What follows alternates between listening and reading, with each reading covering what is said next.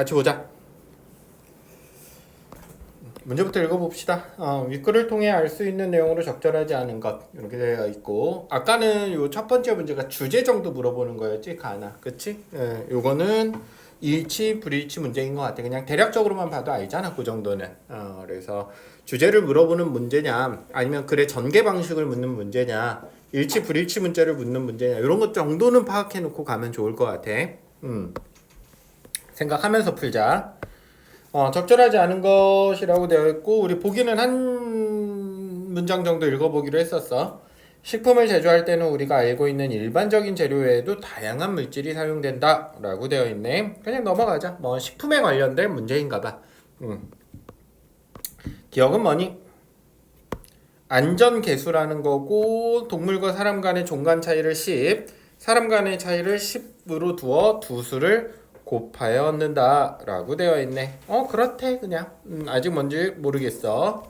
적절하지 않은 거 찾아보라고 그랬고, 다음 물질 AB를 체중 1kg당 섭취한 양에 따라 유해 반응이 나타나는 실험 동물의 비율을 나타낸 용량 반응 곡선이다 라고 해서 이런 곡선이 나와 있네. 조금 읽어봐야 알 수 있을 것 같아. 바로 읽어보도록 하자. 식품 첨가물이란, 그래서 처음부터 식품 첨가물에 대한 정의 나와 있고, 정리 잘 해두자. 그래서 이런 물질이래. 그냥 그렇구나 하고 넘어가면 되는 거고, 예를 들어서 식품에 함유된 카페인이나 소금은 식품의 맛이나 향미를 증진하는 목적으로 사용된 것이므로 식품 첨가물이라고 할 수 있다. 그래서 지금 요런 몬스터 같은 음료들 만들 때 카페인 넣으면 그게 식품 첨가물이 되는 거야. 알겠지? 완성된 식품에 남아있지 않더라도 식품의 제조, 가공, 조리, 보존 중에 식품이 사용되었으면 식품 첨가물이라고 할 수 있고, 식품에 닿는 기구나 식품 용기 및 포장을 살균하거나 소독하는 데 사용한 물질 중 간접적으로 식품에 옮아갈 수 있는 물질도 식품 첨가물이라고 할 수 있다. 그래서 식품 첨가물의 범위를 굉장히 넓게 보고 있다 정도로 우리가 1문단은 이해하면 좋을 것 같아. 알겠지? 굉장히 광범위하게 보고 있구나. 식품 첨가물은 여러 방식을 통해 얻을 수 있대. 자연에 있는 자원에서 특정 성분을 추출한 후 정제하거나 발효하여 얻을 수도 있고, 화학적 합성을 통해 얻을 수도 있어. 화학적 합성을 통해 얻은 식품 첨가물은 자연에서 구한 물질일 수도 있고, 자연에서 구할 수 없는 물질일 수도 있어. 그냥 어떻게든 만들어낼 수 있다. 자연에서 구할 수도 있고, 구하지 않을 수도 있고. 정리를 좀 해놓을까?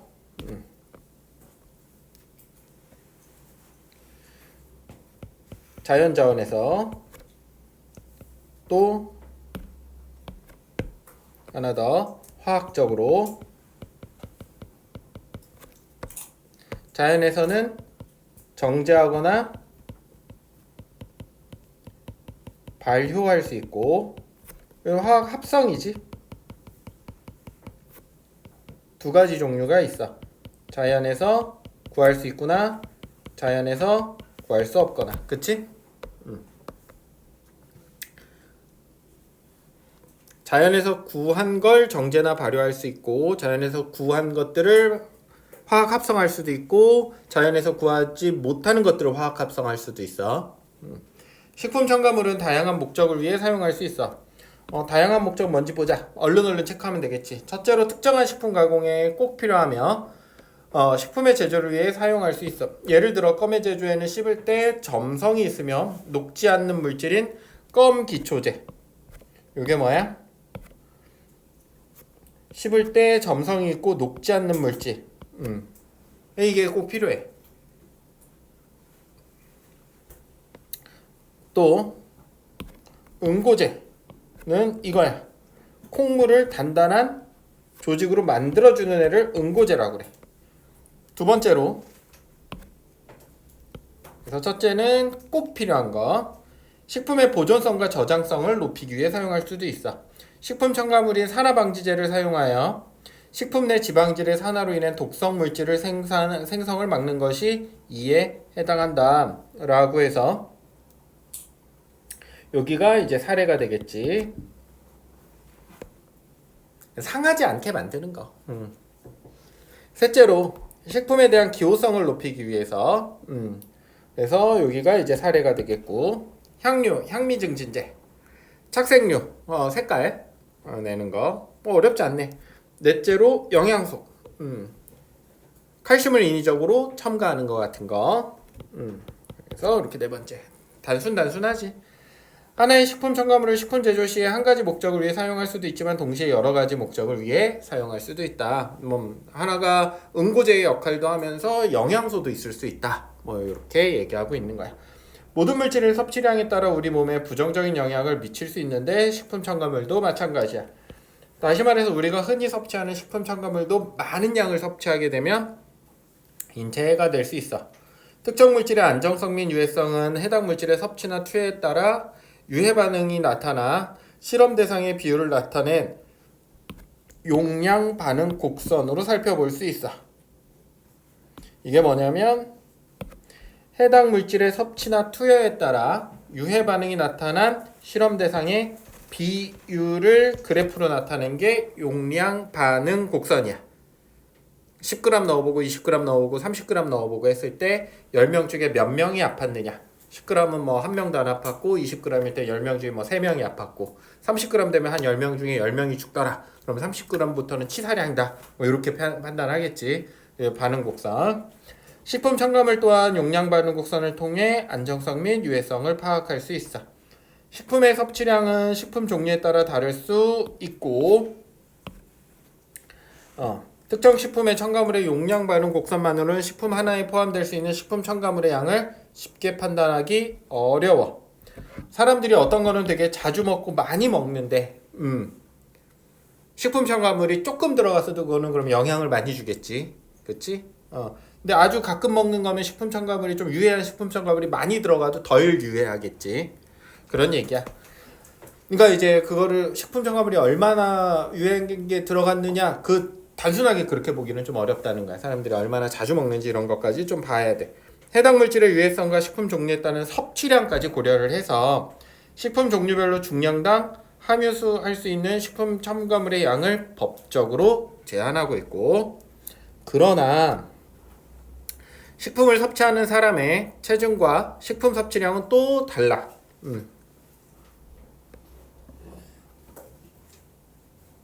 우리가 흔히 얘기하는 특히 이제 알코올 관련해 가지고 술 마실 때 좀 체중이 많이 나가는 사람은 훨씬 덜 취하고 조금 체중이 덜 나가는 사람은 더 빠르게 취하고 이렇게 될 수도 있으니까 이것도 또 사람마다 똑같은 양을 먹어도 반응이 다를 수 있고 체질마다. 그래서 안전한 섭취량, 나한테 이제 요 정도면 어느 정도냐, 얼마나 유해하냐. 내가 대학교 1학년 때는 이제 그런 실험을 많이 해버리지. 초반에 술 가지고 내가 어디까지 마실 수 있느냐. 그리고 이제 그 선배들 앞에서 이제 몇 번 토도 해보고 막 이제 망신도 당해보고 하면서 이 정도를 넘어가면 내가 이게 뭐더라, 안전한 섭취량을 넘었구나. 그래가지고 이제 최종적으로 주량을 알게 되지. 그 얘기야. 똑같은 얘기야. 알겠지? 다른 음식들도 마찬가지지. 식품 첨가물의 안전한 섭취량을 알 수 있는 대표적인 기준으로는 일일 섭취 허용량이 있어. 일일 섭취 허용량은 식품 첨가물이나 식품에 남아있는 잔류 농약 등 특정한 물질을 인간이 일생 동안 매일 먹더라도 유해한 작용을 일으키지 않는 체중 1kg당 1일에 섭취 가능한 용량이래. 그래서 요거에 대한 정의가 엄청 길게 써 있어. 이만큼이 정의야.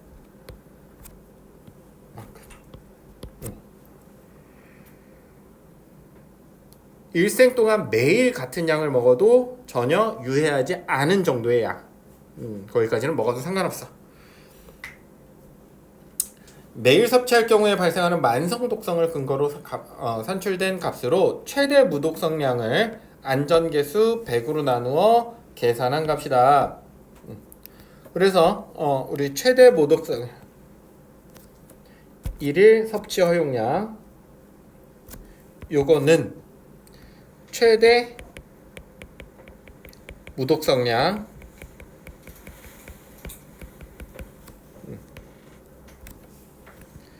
뭘로? 안전계수 100으로 나눴대. 그럼 최대 무독성량이 뭐냐? 동물 실험에서 특정 물질과 관련된 유해한 영향이 관찰되지 않는 그 물질의 최대 섭취량. 요만큼 먹으면 적어도 유해하진 않더라. 어떤 동물이든. 안전계수는 특정 물질의 안전성을 계산할 때 필요한 계수로 예상하지 못한 위험을 막기 위해 필요해. 안전계수는 요런 거래. 요거래. 그래서 이런 문장들도 다 이런 거지. 안전계수는 예상하지 못한 위험을 막기 위해 필요하다. 이렇게 되는 거지. 그치? 예를 들어서 특정 물질의 최대 무독성량이 체중 1kg당 10mg이라면 최대 섭취 허용량은 0.1mg이 된다. 그래서 10mg을 몇으로 나눴어? 100으로 나누면 0.1mg이 되는 거지. 안전계수 100. 다시 말해서 안전계수는 동물 실험과 실제 개개인에 적용되는 상황이 다를 수 있어서 이를 보정하는 것이다. 이건 이제 10mg은 동물 실험을 해서 나오는 거니까 사람한테, 그리고 더 안전하게끔 만드는 정도다.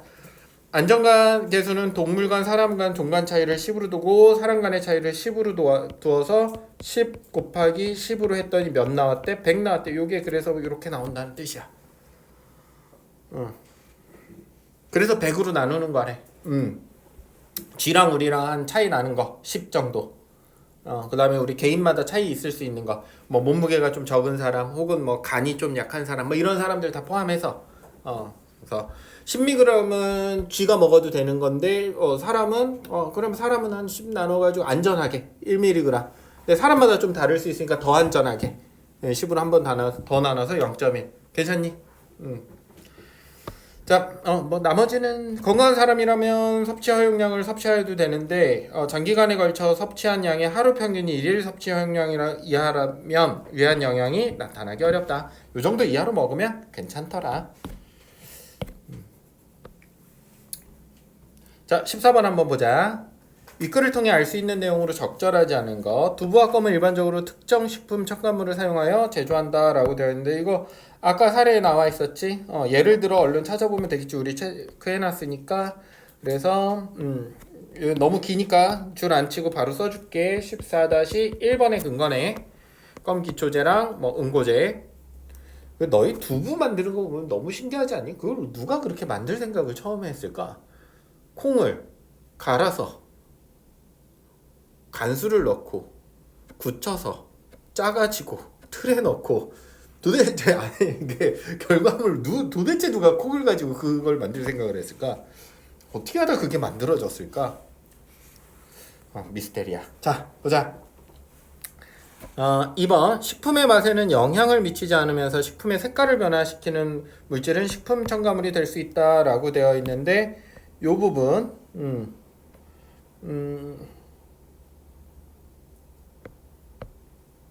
산화방지제,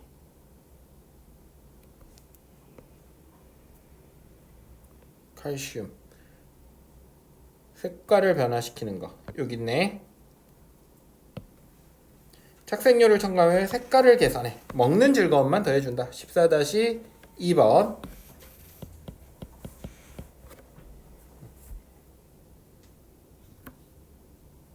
그래서 향료, 향미 증진제, 착색료, 식품의 색깔만 개선한다고 되어 있지. 맛에 대한 이야기는 어디도 없어.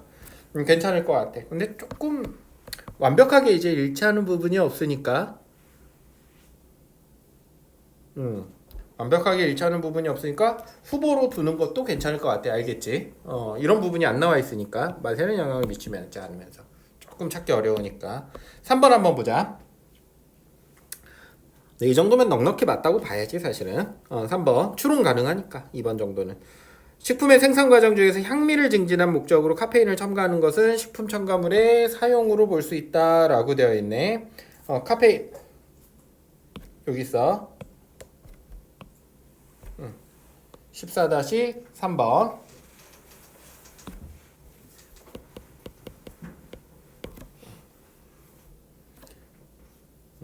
충분히 그렇게 볼 수 있고 카페인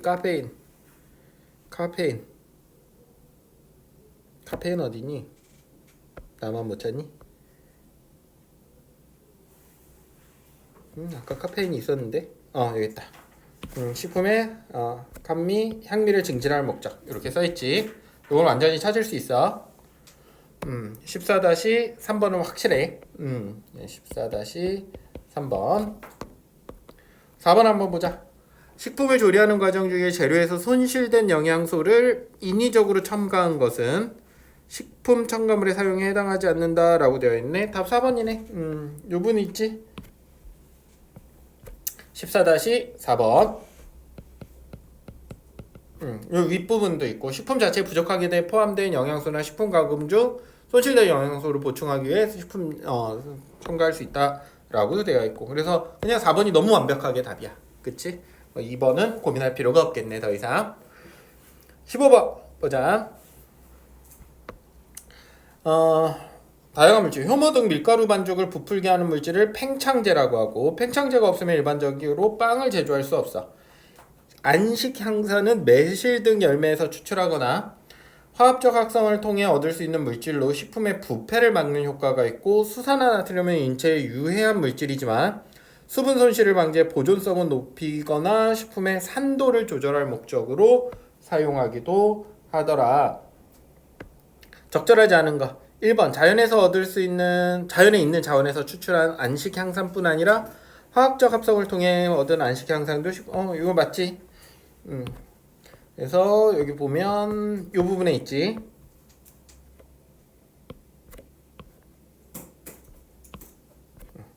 그래서 우리 15번이었니? 14번이었니? 15번에 1번 2번으로 넘어가자. 팽창제는 일반적으로 빵으로 제작할 때 반드시 필요한 물질이므로 빵의 제조 과정에서 사용하는 식품 첨가물이라고 할 수 있겠군 이라고 되어 있는데 여기 보면 2번에 대한 근거지. 팽창제가 없으면 만들 수 없고 이 부분 특정한 가공식품 과정에 꼭 필요하여 15-2번 금방금방 찾을 수 있지 뭐. 넉넉하게 맞게 볼 수 있을 것 같아. 3번 수산화나트륨의 식품 가공 중 수분 손실을 방지해 식품의 보존성을 높일 목적으로 사용한다면 식품 첨가물이라고 할 수 있다라고 되어 있어. 여기 보존성을 높일 목적으로 사용한다 라고 되어 있네. 위로 올라가서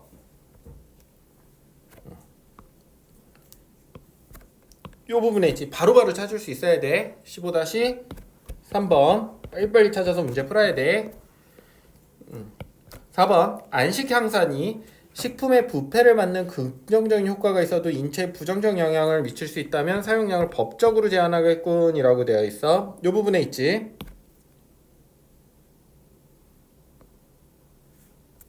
법적으로 제한할 수 있다.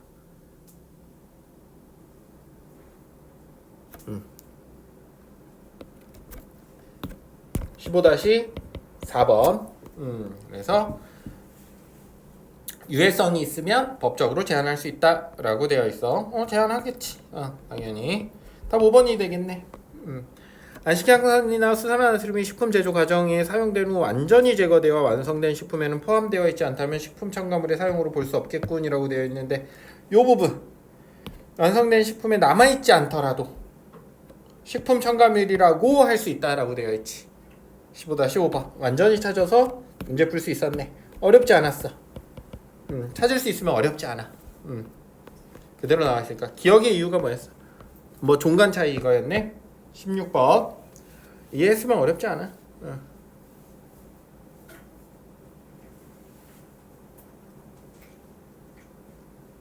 동물이 섭취하면 유해한 영향이 나타나는 거야 이거. 답은 5번이 되겠지. 동물과 사람 종간 차이와 사람 간의 차이에 따라 특정한 물질의 섭취에 따른 영양의 차이가 있어서 안정성을 고려해야 되기 때문이다 라고 되어 있는데 이 부분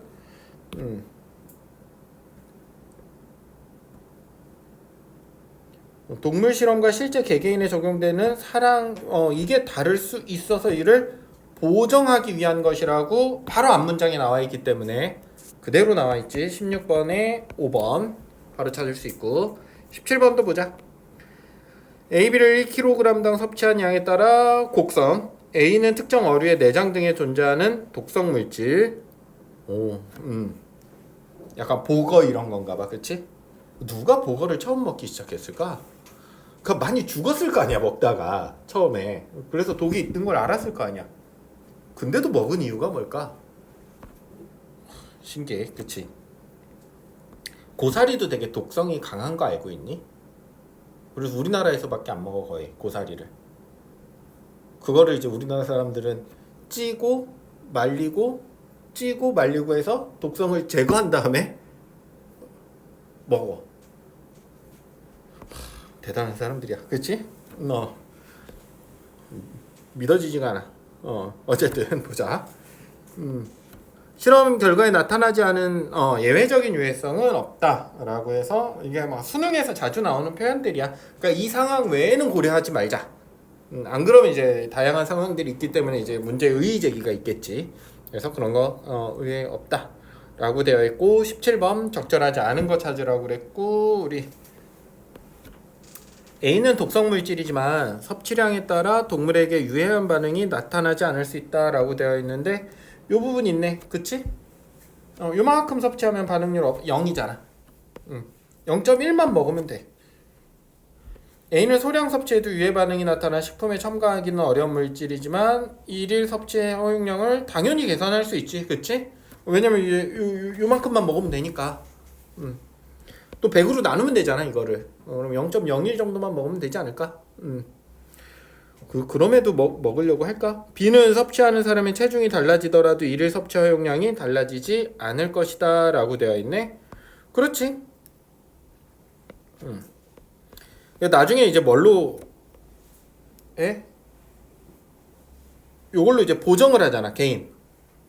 그래서 일일 섭취 허용량은 별로 달라지진 않을 것 같아. 4번 B는 식품 첨가물로서 식품 한 개당 100mg 이상 포함될 수 없도록 100mg? 아니지. 이거에 일단 100 나눠야 되잖아. 그치?